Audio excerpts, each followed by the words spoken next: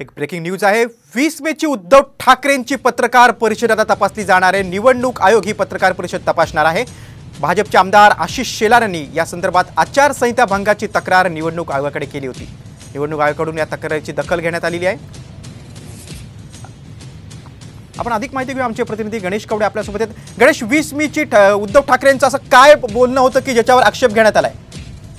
नक्कीच मतदानाच्या दिवशी आहे तो उद्धव ठाकरे यांनी ही पत्रकार परिषद घेतली होती आणि या पत्रकार परिषदेमध्ये मतदारामध्ये संभ्रम निर्माण करण्याचं काम आहे ते कुठेतरी केलं जात होतं, अशा पद्धतीचा आक्षेप आहे तो आशिष शेलार यांनी घेतला होता। आणि या सगळ्या संदर्भामध्ये निवडणूक आयोगाला पत्र लिहून आहे ती तक्रार करण्यात आली होती। त्यानंतर निवडणूक आयोगाने आता उद्धव ठाकरे यांची जी पत्रकार परिषद आहे ती पूर्णतः तपासली जाईल अशा पद्धतीचं सांगितलं आणि त्यानंतर जर यामध्ये काही चुकीचं असेल तर त्यावर कारवाई केली जाईल असं देखील निवडणूक आयोगाकडून सांगण्यात आलेलं आहे। त्यामुळे आता नेमकी उद्धव ठाकरे यांची पत्रकार परिषद तपासल्यानंतर यामध्ये नेमकी काय कारवाई केली जाते हे देखील पाहणं गरजेचं आहे।